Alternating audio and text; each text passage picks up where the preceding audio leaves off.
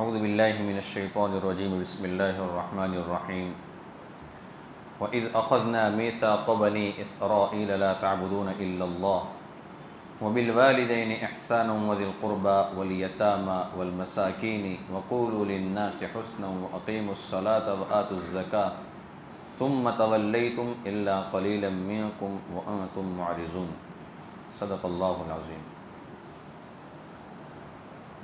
تقریباً پچھلے 3 سوموار سے 3 تفسیروں سے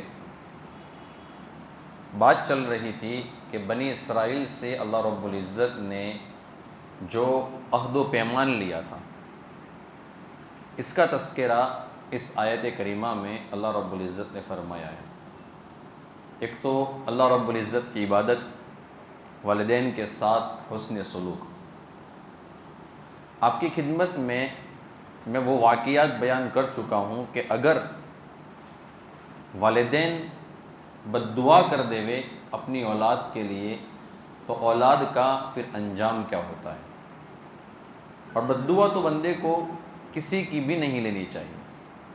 اللہ کے نبی صلی اللہ علیہ وسلم نے ایک حدیث مبارکہ میں ارشاد فرمایا، جس کا خلاصہ ہے اتقی دعوت المظلوم، کہ مظلوم کی بد دعا سے بچنا۔ کیوں؟ اس لیے کہ اس کے اور اللہ کے درمیان کوئی حجاب نہیں ہوتا ہے، کوئی پردہ نہیں ہوتا ہے۔ اب چاہے مظلوم جس کے اوپر ظلم کیا جا رہا ہے، چاہے وہ مسلمان ہو چاہے وہ کافر ہو، اگر 10 مسلمان مل کر کسی ایک غیر مسلم کو ظلم کر کے قتل کر دیتے ہیں اور وہ غیر مسلم ان 10 مسلمانوں کے لیے بد دعا کر دیتا ہے تو ان کے حق میں بد دعا قبول ہو جائے گی۔ اور بد دعا بسا اوقات بندے کو وہاں پہنچا دیتی ہے کہ بندہ تصور بھی نہیں کر سکتا ہے۔ امام ذہبی رحمۃ اللہ علیہ کے حوالے سے ایک واقعہ نقل کیا گیا ہے، حضرت خود فرماتے ہیں، بہت بڑے محدث گزرے ہیں امام ذہبی رحمۃ اللہ علیہ، کہ ایک شخص تھا تو ہمیشہ وہ لوگوں کو یوں کہا کرتا تھا کہ لوگوں کسی کے اوپر ظلم مت کرنا، کسی کے اوپر ظلم مت کرنا، کسی کے اوپر ظلم مت کرنا۔ اور اس کا ایک عضو 4 مرتبہ کاٹا گیا تھا۔ میں واقعہ بیان کرتا ہوں آگے۔ ایک ہاتھ کو 4 مرتبہ الگ الگ جگہ پر سے کاٹا گیا تھا۔ تو لوگوں نے پھر اس کو پوچھا کہ تو اس طریقے سے کیوں کہتا پھرتا ہے کہ ظلم مت کرنا، ورنہ مجھے دیکھ لو، میں بہت بڑی عبرت ہوں آپ کے لیے، میرا ہاتھ پورا کٹا ہوا ہے۔ پھر اس نے اپنی پوری رودات سنائی، پوری کارگزاری سنائی۔ اس نے کہا کہ ایک مرتبہ میں ایک مچھی مارنے والا، مچھی کا شکار کرنے والا جو تھا، اس کے پاس گیا۔ غریب تھا وہ بندہ۔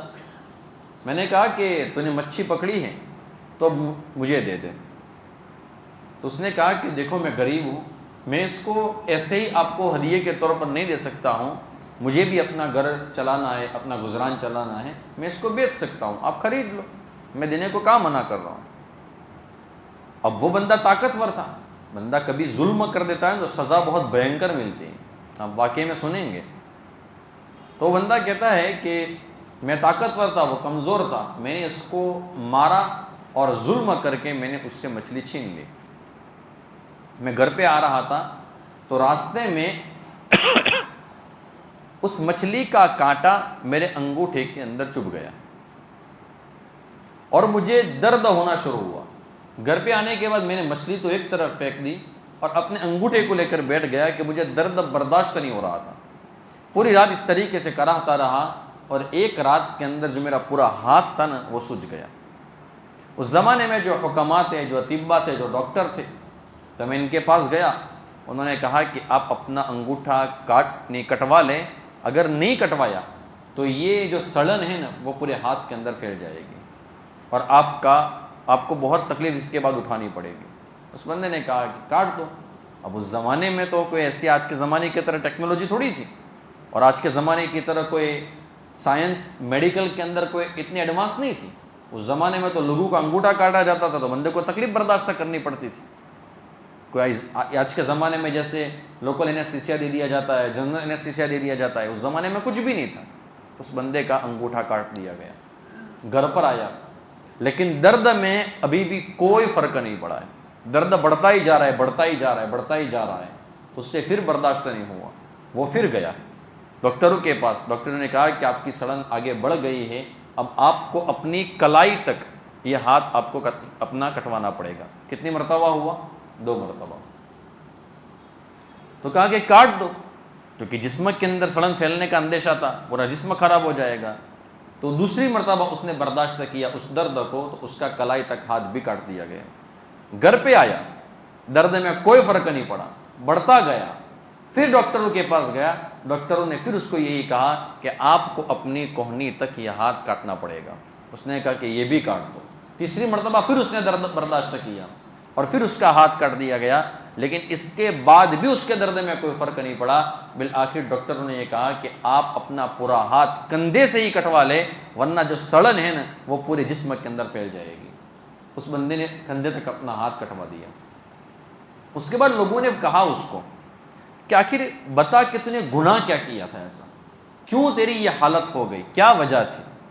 پھر اس نے اپنی پوری کارگزاری سنائی کہ میں نے اس طریقے سے ایک مچھی مارنے والا شکاری جو تھا، غریب تھا، میں نے ظلم کر کے تھپڑ مار کر اس کے پاس سے میں نے مچھلی خرید لی تھی، اور مچھلی نے مجھے چھین لی تھی، اور اس طریقے سے مجھے کانٹا چبھ گیا ہے، اور یہ پورا قصہ میرے ساتھ ہو گیا.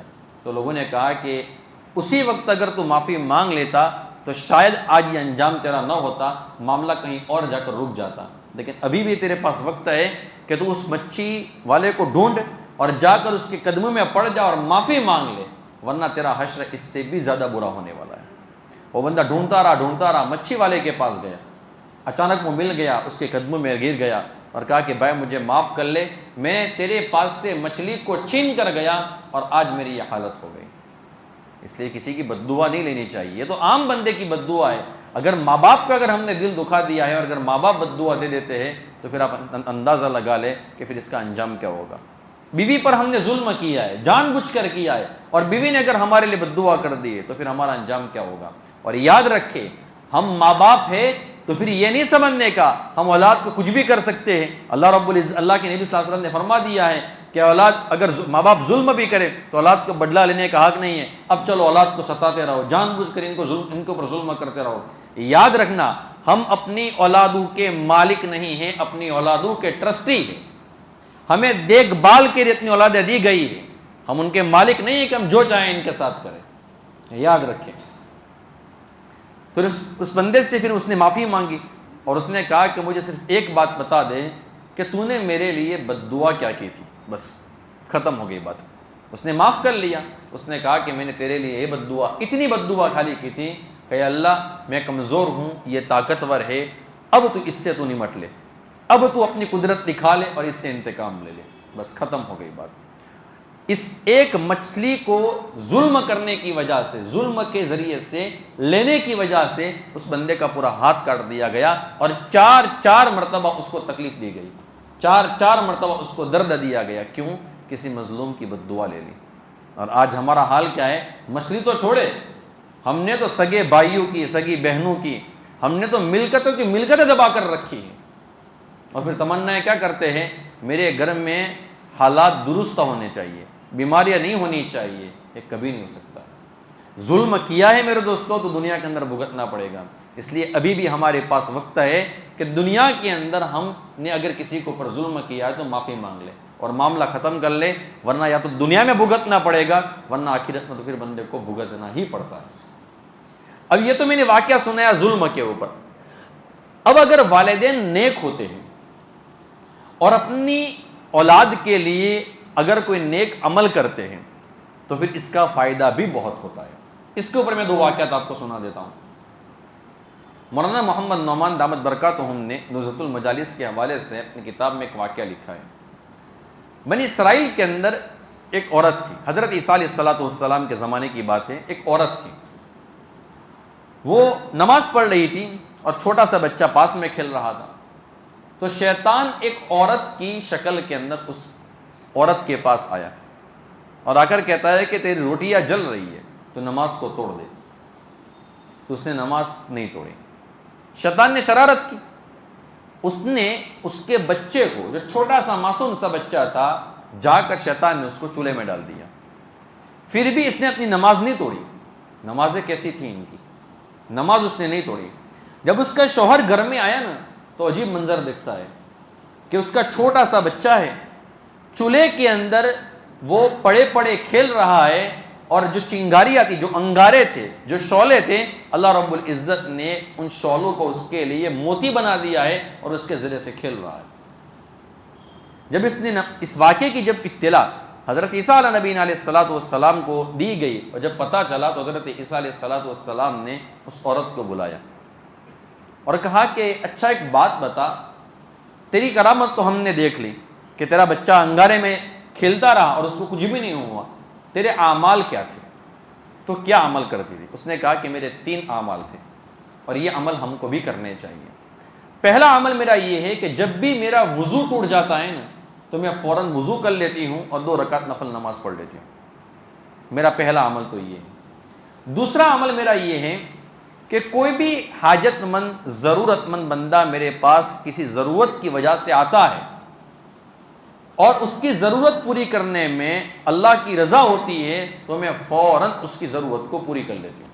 میں انتظار نہیں کرتی ہوں، میں ٹال مٹول نہیں کرتی ہوں، کل دے دوں گی، آج دے دوں گی، ایسا میں نہیں کرتی ہوں، میں فوراً اس کی ضرورت کو پورا کر لیتی ہوں۔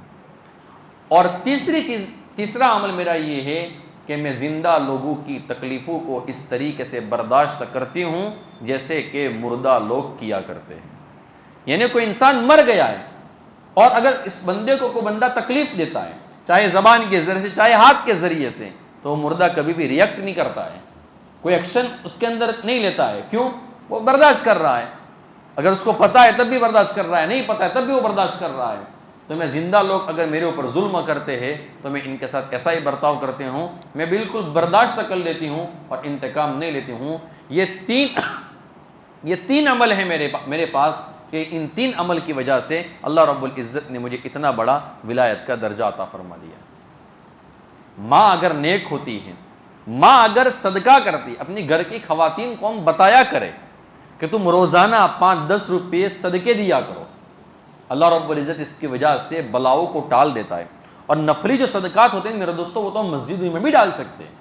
آپ چاہے کسی بھی مسجد میں نماز پڑھتے ہو، عائشہ میں پڑھتے ہو، مرکز میں پڑھتے ہو، مدنی میں پڑھتے ہو، کسی بھی جگہ پر آپ پڑھتے ہو، روزانہ 10 روپے اگر اسی نیت سے اگر آپ ڈالتے ہیں تاکہ مصیبتیں نہ آئے، بیماریاں دور ہو جائے، یا اس طریقے سے اللہ کا غضب ہمارے اوپر نہ آئے، گناہ ہو جاتا ہے، فوراً صدقہ کر لیا کرے، نیک کام کر لیا کرے، تو مسجد میں بھی ہم ڈال سکتے ہیں۔ اب اس کا بھی فائدہ کیا ہوتا ہے، اس پر بھی ایک واقعہ سن لیں۔ مولانا محمد نعمان نے ہی ایک واقعہ مزید لکھا ہے۔ ایک مرتبہ ایک عورت تھی، تو وہ عورت کھانا کھا رہی تھی، لقمہ اس نے لیا اور وہ لینے ہی والی تھی کہ اچانک ایک فقیر، ایک مسکین اس کے دروازے کے اوپر آ گیا۔ اس نے کہا کہ اللہ کے نام پہ دے دو۔ اس کے پاس کچھ بھی نہیں تھا، وہ لقمہ سمیت روٹی وغیرہ جو بھی تھا نا، اس نے اس فقیر کو دے دیا۔ اچھا، اس عورت کا ایک بچہ تھا جو کافی عرصہ سے گم ہو گیا تھا۔ وہ عورت بیچاری دعائیں کر رہی تھی کہ اللہ میرے بیٹے کو میرے پاس لا دے، میرے بچے سے مجھے ملا دے، اور اس طرح ایک واقعہ ہو گیا۔ کچھ دن گزرے ہوں گے کہ اچانک صحیح سلامت اس کا بیٹا اس کے پاس آ گیا۔ بیٹے نے پھر اپنی پوری کارگزاری سنائی کہ میرے ساتھ کیا معاملہ ہوا تھا۔ تو اس بیٹے نے کہا کہ ایک مرتبہ میں کسی جنگل میں جا رہا تھا اور گھنا جنگل تھا، بالکل بہت خطرناک جنگل تھا۔ اچانک میرے سامنے شیر آیا، تو جس گدھے کے اوپر میں سوار تھا وہ گدھا چمک گیا، بھڑک گیا جسے کہتے، تو اس نے چھلانگ ماری اور مجھے نیچے گرا دیا اور گدھا الٹی طرف بھاگ گیا۔ اب میں یہاں پر اکیلا، اب میں بھاگ بھی نہیں سکتا ہوں، اور جو شیر تھا نا، اس شیر نے اپنے جو پنجے تھے وہ میرے پیون لگے ہوئے قمیص کے اوپر بھی ڈال دیے تھے۔ اب پیون لگا ہوا اگر کرتا ہو تو اس کو پھٹنے میں کتنی دیر ہوتی ہے؟ وہ تو فوراً ہی پھٹ جائے گا نا، اور اگر پھٹ جاتا ہے تو بندے کے جسم کے اوپر سیدھی سی بات ہے کہ زخم تو آئیں گے۔ لیکن اس نے کہا کہ اللہ کی شان کہ مجھے اس وقت کوئی زخم نہیں آیا، لیکن ہوش گما بیٹھا تھا۔ بندے اچانک ایسا منظر دیکھ لیا، ہمارے سامنے اگر شیر آ جائے ہم یہاں پر کھڑے نہیں رہیں گے۔ تو اس بندے نے کہا کہ شیر نے پھر مجھے پکڑا اور پکڑ کر مجھے جالیوں میں لے جا رہا تھا، بس ایک لقمے کی دیر تھی، میرا گلا پکڑنے کی تیاری تھی کہ میں ایک عجیب منظر دیکھتا ہوں۔ وہ منظر میں نے کیا دیکھا کہ ایک بہت بڑی مخلوق اللہ رب العزت نے بھیجی جس نے سفید کرتا پہنا ہوا تھا۔ اس نے شیر کو گردن سے پکڑا اور ایک طرف پٹک دیا، اور اس نے کہا کہ یا قلب قم لقمتم بلقمتن، اس شیر نے یہ جملہ کہا، قم یا قلب لقمتم بلقمتن، کہ کتے کھڑا ہو جا، لقمے کے بدلے لقمہ ہے۔ وہ بندہ کہتا ہے کہ اس کے بعد میں نے دیکھا کہ وہ شیر تو چلا گیا، اس کے بعد مجھے تھوڑا سا ہوش آیا، میں نے اپنا جسم چیک کیا کہ مجھے کہیں پر کوئی خروش تو نہیں آئی ہے، کوئی نشان تو نہیں پڑا ہے، کوئی زخم تو نہیں آیا ہے، لیکن اللہ کی شان کہ میرا جسم بالکل صحیح سلامت تھا۔ اس کے بعد میں وہاں سے نکلا، اپنے قافلے والوں سے ملا اور قافلے والوں کو پوری بات بتائی۔ تو انہوں نے کہا کہ تو نے اس کو ڈھونڈا تھا کہ کون بندہ تھا؟ اس نے کہا کہ میں نے تو نہیں ڈھونڈا تھا، ڈھونڈا لیکن مجھے ملا نہیں۔ پھر یہ بندہ گھر پر جب آیا اور اس نے جب یہ کارگزاری اپنی پوری والدہ کو سنا رہا تھا، تو اس کی والدہ نے پوچھا کہ وہ دین کون سا تھا، وقت کس ٹائم کا تھا؟ تو ماں نے بالکل جب کیلکولیٹ کیا نا تو اس کو پتا چلا کہ یہ وہی گھڑی تھی جس گھڑی میں میرے بیٹے کو اللہ رب العزت نے اس شیر کے لقمہ بننے سے بچایا تھا، وہ گھڑی وہی تھی جس میں اس ماں نے صدقہ دیا تھا۔ سمجھ میں آ رہی بات؟ جس گھڑی میں ماں نے اس فقیر کو صدقہ دیا تھا، اسی گھڑی میں اللہ رب العزت نے اس کو بچا دیا تھا۔ تو صدقہ دینے کی وجہ سے اللہ رب العزت اس طریقے سے بندے کی حفاظت فرماتے ہیں۔ تو خیر، میں نے تو یہ جو باتیں آپ کی خدمت میں پیش کی ہیں وہ اپنے والدین کے ساتھ حسن سلوک۔ اب اسی آیت کریمہ میں اللہ رب العزت نے آگے یہ فرمایا وَبِالْوَالِدَيْنِ إِحْسَانًا وَذِي الْقُرْبَىٰ وَالْيَتَامَىٰ وَالْمَسَاكِينِ، قریبی رشتہ داروں کے ساتھ بھی ہمیں اچھا برتاؤ کرنا ہے، اس کا بھی اللہ رب العزت نے حکم دیا ہے اور بنی اسرائیل سے اس کا عہد و پیمان لیا تھا۔ مساکین کے ساتھ بھی اللہ رب العزت نے ان سے عہدہ لیا تھا کہ ان کے ساتھ بھی اچھا برتاؤ کرنا ہے، اور یتیموں کے ساتھ بھی اچھا برتاؤ کرنا ہے۔ اور یہ احکام صرف ان لوگوں کے لیے خاص نہیں ہے، یہ حکم ہمارے لیے بھی ہے۔ ہمیں بھی چاہیے ہم اپنے رشتہ داروں کے ساتھ اچھا برتاؤ کریں۔ اگر ہمارے خاندان میں کوئی یتیم بچہ اور بچی ہے، یتیم بچہ اور بچی کسے کہتے ہیں؟ جو نابالغ ہو اور اس کے باپ کا انتقال ہو چکا ہو۔ اللہ کے نبی صلی اللہ علیہ وسلم کے عجیب و غریب اخلاق تھے۔ اللہ کے نبی صلی اللہ علیہ وسلم نے عملی طور پر کر کے بتایا ہے کہ تم کو یتیم کے ساتھ کس طریقے کا برتاؤ کرنا ہے۔ ایک مرتبہ مدینہ المنورہ کے اندر عید کا دن تھا، سارے بچوں نے نئے کپڑے پہنے تھے، سب بچے کھیل رہے تھے۔ اللہ کے نبی صلی اللہ علیہ وسلم نے بھی، اللہ کے نبی نے غسل کیا، حسن اور حسین کو نہلایا گیا اور اللہ کے نبی صلی اللہ علیہ وسلم نماز پڑھانے کے لیے نکلے۔ تو راستے میں جب چند بچے کھیلتے تھے نا تو اللہ کے نبی صلی اللہ علیہ وسلم نے فرمایا، تو ایک بچہ اس میں تھا ایسا کہ جو بالکل اداس بیٹھا تھا، اس کے چہرے کے اوپر خوشی نہیں تھی، کوئی مسکان نہیں تھی۔ تو اللہ کے نبی صلی اللہ علیہ وسلم رک گئے، اس کے پاس گئے اور اللہ کے نبی نے پوچھا کہ بیٹا تمہارے دوست تو کھیل رہے، تم کیوں نہیں کھیل رہے ہو؟ تو اس بچے نے اپنی آنسوؤں کو چھپاتے ہوئے کہا کہ یا رسول اللہ میں کیا بتاؤں، میں ایک یتیم ہوں، میرے باپ کا انتقال ہو چکا ہے، اور میرے باپ کے انتقال کے بعد میری ماں نے دوسری جگہ پر شادی کر لی۔ کون ہے جو مجھے نئے کپڑے پہنائے؟ کون ہے جو مجھے غسل کرا دے؟ آج مجھے میرا مرحوم باپ یاد آتا ہے۔ اللہ کے نبی صلی اللہ علیہ وسلم رک گئے۔ اللہ کے نبی صلی اللہ علیہ وسلم نے فرمایا کہ بیٹے ایک بات بتاؤ، کیا تم اس چیز کے اوپر راضی ہو کہ آج سے تمہارے والد محمد رسول اللہ صلی اللہ علیہ وسلم ہو اور تمہاری والدہ حضرت عائشہ وغیرہ ہو؟ بچہ حیران ہو گیا، کیا رسول اللہ سچ کہتے؟ تو اللہ کے نبی صلی اللہ علیہ وسلم نے فرمایا کہ بیٹا محمد کبھی جھوٹ نہیں بولتا ہے۔ اللہ کے نبی صلی اللہ علیہ وسلم نے اس بچے کو واپس لیا، اپنے گھر پر گئے، اور اپنے گھر پہ جانے کے بعد ازواج مطہرات سے فرمایا کہ حسنین کے جو کپڑے اس کے بدن پر فٹ آتے اس کو پہناؤ، میں اس کو لے کر ہی عیدگاہ کی طرف جاؤں گا۔ اللہ کے نبی صلی اللہ علیہ وسلم کی خواتین نے، ازواج مطہرات نے، امہات المؤمنین نے اس بچے کو نہلایا، دھلایا، کپڑے پہنائے، اور تھوڑی دیر کے بعد جو آسمان نے منظر دیکھا ہے وہ بیان کرنے جیسا ہے۔ آسمانوں نے دیکھا کہ جب جا رہے تھے اللہ کے نبی صلی اللہ علیہ وسلم تو حسن اور حسین دایا اور بایا ہاتھ پکڑ کر چل رہے تھے، اور یتیم اور غریب بچہ اللہ کے نبی صلی اللہ علیہ وسلم کے کندھوں کے اوپر سوار تھا۔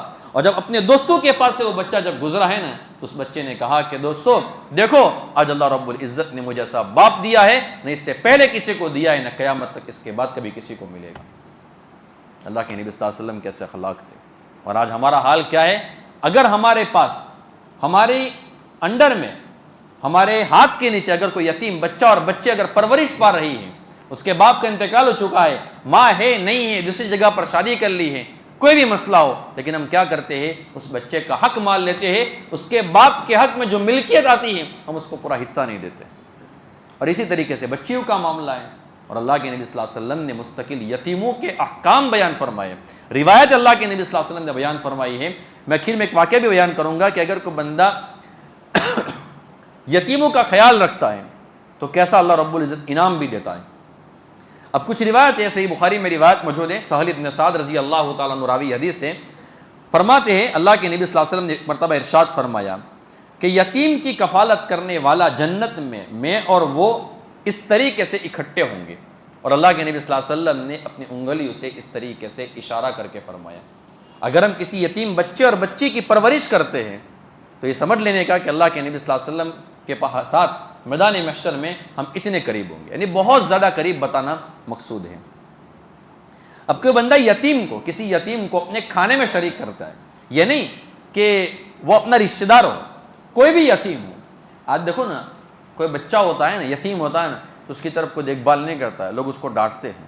یتیم کسے کہتے ہیں؟ جس کے باپ کا انتقال ہو گیا ہے، اور لتیم کسے کہتے ہیں؟ جس کی ماں کا انتقال ہو گیا ہے۔ لتیم تماچے سے، لتمس سے ہیں، اور جس کی ماں کا انتقال ہو جاتا ہے نا، اس کو ہر کوئی بندہ تماچا مار لیتا ہے، لیکن بچانے والا کوئی نہیں ہوتا۔ کیوں؟ ماں نہیں ہے۔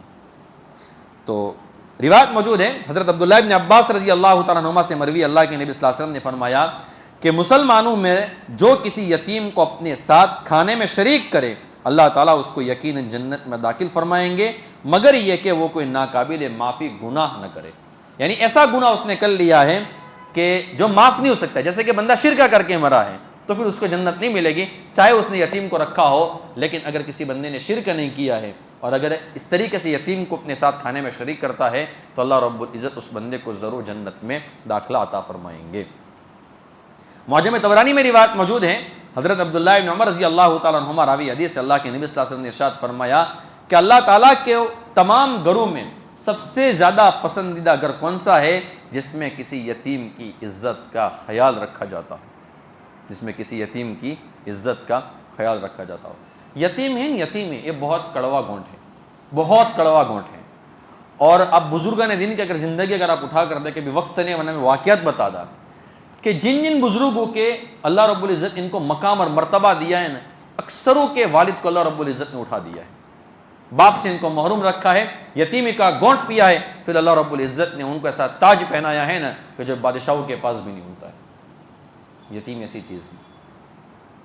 سنن ابن ماجہ میں روایت موجود ہے، حضرت ابو ہریرہ رضی اللہ تعالیٰ عنہ راوی حدیث سے اللہ کے نبی صلی اللہ علیہ وسلم نے فرمایا کہ مسلمان گھرانوں میں سے سب سے بہتر گھر وہ ہے جس میں کوئی یتیم موجود ہو اور اس کے ساتھ اچھا برتاؤ کیا جاتا ہو، اور مسلمانوں کے گھروں میں سب سے برا گھر وہ ہے جس میں کوئی یتیم ہو اور اس کے ساتھ بدسلوکی کی جاتی ہو، اس لیے کبھی کسی یتیم کو ستانے کا نہیں۔ یتیموں کے سروں کے اوپر ہاتھ رکھنے کا حکم بھی دیا گیا ہے۔ حضرت ابو امامہ باہلی رضی اللہ تعالیٰ عنہ راوی حدیث سے اللہ کے نبی صلی اللہ علیہ وسلم نے ارشاد فرمایا کہ جو شخص اللہ رب العزت کی خوشنودی اور رضا کو حاصل کرنے کے لیے کسی یتیم کے سر پر ہاتھ پھیرتا ہے تو اس کے ہاتھ کے نیچے جتنے بال آتے ہیں اللہ رب العزت ہر بال کے بدلے میں اس کے نامہ اعمال میں نیکی لکھ دیتے ہیں۔ لیکن یاد رکھنے کا، نابالغ لڑکا اور نابالغ لڑکی، اگر لڑکی بالغہ ہے تو پھر اس کے سر کے اوپر ہاتھ رکھنے کی اجازت نہیں ہے۔ اب بہت سارے لوگ ہوتے ہیں نا کہ دل سخت ہو جاتا ہے۔ اب دل کی سختی کا علاج کیا ہے؟ مسند احمد میں روایت موجود ہے، اللہ کے نبی صلی اللہ علیہ وسلم سے ایک مرتبہ ایک شخص نے سوال کیا کہ یا رسول اللہ میرا دل بہت سخت ہے، تو آپ علاج بتائیے۔ تو اللہ کے نبی صلی اللہ علیہ وسلم نے فرمایا کہ یتیموں کے سر کے اوپر ہاتھ پھیرا کرو اور مسکینوں کو کھانا کھلایا کرو، اس کی وجہ سے اللہ رب العزت تمہارے دلوں کو نرم کر لے گا۔ اسی طریقے سے المعجم الاوسط لطبرانی میں روایت موجود ہے، حضرت ابو ہریرہ رضی اللہ تعالیٰ عنہ سے مروی اللہ کے نبی صلی اللہ علیہ وسلم نے ارشاد فرمایا کہ اس ذات کی قسم جس نے مجھے برحق رسول بنا کر بھیجا ہے، قیامت کے دن ایسے شخص کو اللہ رب العزت عذاب نہیں دے گا جو یتیم پر رحم کرتا ہوگا اور اس سے نرم گفتگو کرتا ہوگا۔ تو یتیموں کے ساتھ حسن سلوک کا خیال، حسن سلوک کرنا ہے، ان کے سر کے اوپر ہاتھ رکھنا ہے، اور یہ اللہ کے نبی صلی اللہ علیہ وسلم کے احکام ہیں اور اللہ کے نبی نے یہ احکام بتائے ہیں احادیث مبارکہ میں۔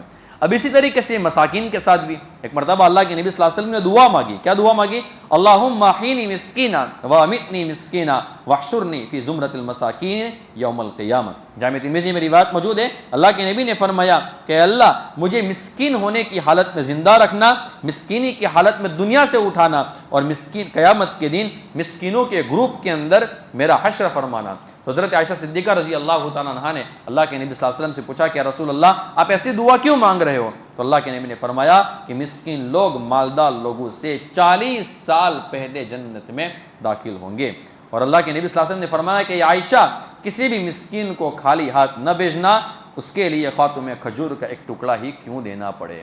میں نے ایک مرتبہ بتایا تھا، اگر ایسے مساکین آتے جو ہم کو پتہ ہے کہ شراب پیتے، دارو پیتے، گانجا کرتے، اس طریقے سے عیاشی کرتے، ان کو تو پھر نہیں دینا ہے، لیکن ہمیں لگتا ہے کہ کوئی مستحق مسکین حقیقی معنوں میں آیا ہے تو پھر اس کو کبھی بھی جھڑکنا نہیں ہے۔ اللہ رب العزت قرآن کریم میں ارشاد فرماتے ہیں وَأَمَّا السَّائِلَ فَلَا تَنْهَرْ، سائل کو کبھی جھڑکو مت۔ جامع ترمذی میں روایت موجود ہے، اللہ کے نبی نے فرمایا کہ عائشہ مساکین سے محبت کرو، فقیروں سے محبت کرو، ان کو دیکھنے کے بعد ہمیں گھن نہیں ہونی چاہیے، ان کے دیکھنے کے بعد ہمارے چہرے کے اوپر تراڑیں نہیں پڑنی چاہیے، ہمارا چہرہ ترشرو نہیں ہونا چاہیے۔ اللہ کے نبی نے فرمایا مساکین سے محبت کرو، ان کے قریب رہو، اس کی وجہ سے اللہ تعالیٰ قیامت والے دن اپنے قرب سے تم کو نواز دیں گے۔ تو یہ مساکین کا حکم، اللہ رب العزت نے ان سے محبت کرنے کا حکم اللہ کے نبی صلی اللہ علیہ وسلم نے فرمایا ہے۔ اب ایک واقعہ میں آپ کی خدمت میں پیش کرتا ہوں کہ کوئی بندہ یتیموں کا، بیواؤں کا خیال رکھتا ہے تو پھر اللہ رب العزت کیسے اعزاز و اکرام سے نوازتے ہیں۔ اور میں نے ایک مرتبہ تعلیم میں وعدہ کیا تھا کہ ایک سیدہ خاتون کا میں واقعہ سناؤں گا، وہ یہی واقعہ ہے۔ کتابوں کے اندر ایک واقعہ لکھا ہے، ایک جگہ پر ایک سیدہ خاتون تھی، اس کا شوہر بھی تھا اور چھوٹی چھوٹی معصوم بچیاں تھیں۔ اللہ کی شان کہ اللہ رب العزت نے اس کے شوہر کو اپنے پاس جلدی بلا لیا۔ تو اس کے شوہر کا انتقال ہو گیا۔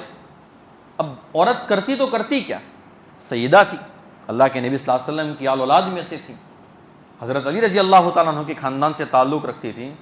تو یہ اپنی چھوٹی بچیوں کو لے کر نکل گئی۔ اس کے جو دیور جیٹھ وغیرہ جو تھے انہوں نے اس کے بھائی کی، اس کے شوہر کی جو ملکیت اس کے اوپر قبضہ کر لیا۔ اب اس کے پاس کچھ نہیں تھا، یہ در بدر کی بیچاری ٹھوکریں کھاتی رہی۔ سردیوں کا دن تھا کہ ایک مسجد اس نے دیکھی کہ ویران پڑی، آباد نہیں ہے، کوئی نماز نہیں پڑھتا ہے، تو اس نے اپنی ان معصوم اور یتیم بچیوں کو وہاں پر رکھ دیا کہ بیٹا تم یہاں پر رہو، میں کھانے وغیرہ کا انتظام کرتی ہوں۔ اس کے دل کے اوپر کیا گزرتی ہوگی، سوچو آپ۔ تو وہ شہر میں گھومتی رہی، ایک جگہ پر گئی کہ دیکھا کہ کچھ لوگ اکٹھے ہیں اور وہاں پر ایک بزرگ ہے اور وہ مسلمان تھے۔ وہ عورت گئی اور جا کر کہا کہ اللہ کے نام پہ مجھے کچھ دے دو، میں ایک مسکین اور فقیر ہوں، مجبوری کے درجے میں مجھے مانگنے کے لیے نکلنا پڑا ہے، اور میری چھوٹی چھوٹی معصوم بچیاں ہیں، یتیم ہیں، اور وہ مسجد کے اندر میں ان کو رکھ کر آئی ہوں، کھانے کا انتظام نہیں، اب کھانے کا انتظام کر لو۔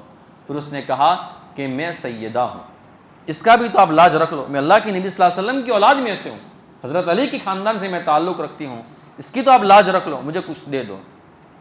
تو سامنے والا جو مسلمان تھا نا، اس نے اس خاتون سے یوں کہا کہ تو سیدہ ہے، اس کی دلیل لا۔ اس لیے کبھی بھی کوئی بندہ یوں کہے نا، چاہے کچھ بھی ہو، سچ ہو جھوٹ ہو، وہ نمبر 2 کی بات ہے، ہمیں کیا پڑی ہے، ہم اس کو کیوں پوچھے کہ تو سید، اس کے بعد تیرے پاس سند کیا ہے۔ تو اس نے کہا کہ تو سید ہے، اس کی دلیل لا، مجھے حسب و نسب بتا، تو مجھے بتا کہ تیرے ابا کون تھے، اس کے ابا کون تھے، اس کے ابا کون تھے۔ حضرت اللہ کے نبی صلی اللہ علیہ وسلم تک پہنچا۔ اس نے کہا کہ میں اتنا تو نہیں جانتی ہوں، بس میں اتنا جانتی ہوں کہ میں بیوہ ہوں، میرے پاس یتیم چھوٹی چھوٹی بچیاں ہیں اور میں سیدہ ہوں۔ تو اس بزرگ نے اس عورت کو دھکا دے کر نکال دیا۔ وہ عورت چلی گئی، پھر سے دربدر کی ٹوکریں بیچاری کھاتی رہی۔ تو دیکھا کہ ایک مجوسی ہے، آتش پرست ہے، اور اس شہر کا گورنر تھا، وہ اس کے پاس گئی، جا کر کہا کہ اللہ کے نام پہ مجھے کچھ دے دو، میری چھوٹی بچیاں ہیں، میں بیوہ ہوں، میں سیدہ ہوں۔ میں ایک اپنے مسلمان بھائی کے پاس مانگنے کے لیے گئی تھی، انہوں نے تو نہیں دیا ہے، آپ مسلمان نہیں ہو، لیکن میں ہاتھ جوڑتی ہوں، میری مدد کر لو۔ تو اس مجوسی کو، اس آگ کی پوجا کرنے والے کو رحم آ گیا۔ ہوتا ہے نا کبھی کچھ گڑیا ہوتے جس میں بندہ کوئی نیک عمل کرتا ہے، اللہ کہیں سے کہاں پہنچا دیتا ہے۔ اس کو رحم آ گیا، اس نے کہا کہ بہن کوئی بات نہیں، میں اپنی گھر کی خاتون کو بھیجتی ہوں، وہ مسجد میں جاتی ہے اور تیری بچیوں کو میرے گھر پر لے آتی ہے، اور میری بہن تو بھی میرے ساتھ گھر پہ چل، کھانا کھا لے، اچھی طریقے سے رہ، اور مجھے اپنا بھائی سمجھ، اور میرے ساتھ تو اچھی طریقے سے زندگی گزار، تجھے میرے پاس کوئی خطرہ نہیں ہوگا۔ اور یہ بندہ اس طریقے سے یہ پوری فیملی کو اپنے گھر پر لے گیا۔ رات کو جو بھی ہونا تھا وہ ہو گیا۔ مسلمان جو تھا وہ بھی رات کو سو گیا، وہ بھی سو گیا ہوگا۔ تو مسلمان نے خواب دیکھا۔ خواب کیا دیکھا کہ قیامت قائم ہو چکی ہیں، اللہ کے نبی صلی اللہ علیہ وسلم کے سر مبارک کے پاس ایک جھنڈا ہے، اور جنت اللہ کے نبی صلی اللہ علیہ وسلم نے بتائی، اور اس جنت کے اندر ایک محل ہے، اور اس محل کی کیفیت کیا ہے؟ جو محل ہے تو اس میں موتی اور سونے کے خیمے بنے ہوئے ہیں، ٹینٹ جسے ہم کہتے ہیں، بہت خوبصورت محل ہے۔ اور اللہ کے نبی صلی اللہ علیہ وسلم ارشاد فرما رہے ہیں کہ یہ میری امت میں سے ایک مسلمان کا ہے۔ اب وہ بزرگ تو اپنے آپ کو مسلمان ہی سمجھ رہا تھا، تو اس بزرگ نے خواب میں اللہ کے نبی صلی اللہ علیہ وسلم کو یوں فرمایا کہ یا رسول اللہ، اب اس جنت کے اندر اس محل میں مجھے داخل فرما دینا، میں بھی تو آپ کا امتی ہوں، میں بھی تو مسلمان ہوں، میں بھی تو مومن ہوں، میں بھی تو موحد ہوں، آپ مجھے اس جنت میں داخل کر دینا۔ تو اللہ کے نبی صلی اللہ علیہ وسلم نے خواب میں اس بندے کو یوں پوچھا کہ تو مسلمان ہے، اس کی دلیل لا۔ تو نے رات کو میری بیٹی کے پاس دلیل مانگی تھی کہ تو سیدہ اس کی دلیل لا، آج میں تجھے پوچھتا ہوں کہ تو مسلمان، اس کی دلیل لا۔ اس بندے کی آنکھ کھلی، حیران ہو گیا کہ کیا ہو گیا۔ اب ڈھونڈتا پھرتا ہے وہ فیملی کو، اس عورت کو، اس کی چھوٹی چھوٹی یتیم بچیوں کو، گھومتا رہا۔ اس کو کسی نے بتایا کہ فلاں جو گورنر ہے، جو مجوسی ہے، غیر مسلم ہے، وہ بندہ اپنے گھر پر ان بچیوں کو لے کر گیا ہے، اس عورت کو لے کر گیا ہے۔ یہ بندہ اس کے پاس گیا اور جا کر کہتا ہے کہ بھائی میں تجھے 1000 دینار دے دیتا ہوں، تو مجھے وہ فیملی مجھے دے دے، میں ان کی کفالت کروں گا، میں مسلمان ہوں، تو غیر مسلم ہے۔ تو اس بندے نے کہا کہ تجھے کس نے کہا کہ میں غیر مسلم ہوں؟ سن، میں نے ان بچیوں کی اور اس بیوہ خاتون کی، سیدہ خاتون کی برکات کو میں نے اور میرے گھر والوں نے اپنی آنکھوں سے دیکھ لیا ہے، اور اس پورے خاندان کے صدقے میں کل رات اللہ رب العزت نے ہم سب کو ایمان سے نواز دیا ہے، اور تو رات کو خواب دیکھ کر آ رہا ہے کہ میرا نبی تجھے جنت میں سے اور محل میں سے نکال رہا تھا، میں نے بھی رات کو خواب دیکھا تھا کہ اسی جنت اور اسی محل میں میرا نبی مجھے اس میں داخل کر رہا تھا۔ کچھ گھڑیاں ہوتی ہیں جس میں بندہ کوئی نیک عمل کرتا ہے نا، تو اللہ رب العزت بندے کو چمکا دیتے ہیں۔ اس لیے خدمت کا جذبہ بندے کے اندر ہونا چاہیے، اور مخلوق کی خدمت کرنے سے اللہ رب العزت بندے کو بہت کچھ عطا کر دیتے ہیں۔ چلو ایک واقعہ مزید اس کے اوپر سنا دیتا ہوں۔ علامہ سیری سکتی رحمۃ اللہ علیہ کے بارے میں آتا ہے، یہ اخیری واقعہ ہے۔ ایک مرتبہ جا رہے تھے، اللہ کے نام کی قدر ہم جب مدرسے میں جب بچوں کو پڑھاتے ہیں نا، تو اساتذہ بھی کہتے ہیں، ہم بھی کہتے ہیں، ہم بچوں کو کہتے ہیں کہ بیٹا راستے میں تم کو اردو لکھا ہوا کاغذ بھی مل جائے نا، اس کو اٹھا لو اور ادب کے ساتھ کسی جگہ پر، اونچی جگہ پر رکھ لو، لیکن بے ادبی مت کرو۔ ادب پر اللہ رب العزت بندے کو وہ چیز عطا فرما دیتا ہے جو بندہ کبھی محنت اور مشقت کے بعد بھی حاصل نہیں کر سکتا۔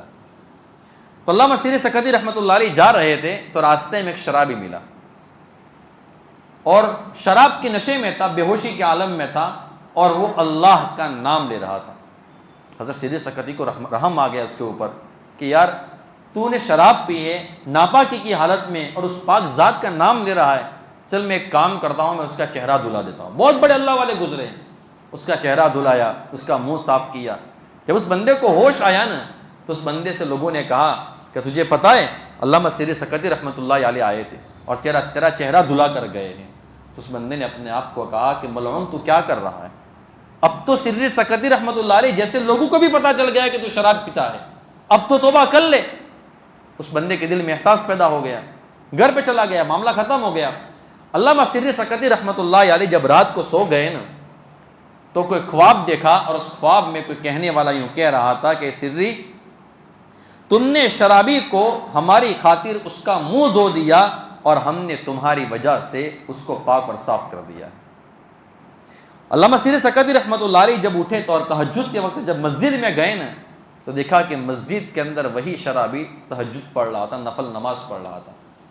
علامہ سیری سکتی اب دیکھو اس بندے کو احساس ہو گیا، توبہ کر لی نا، اب اللہ رب العزت نے اس کو بھی کتنا بڑا ولی بنا دیا۔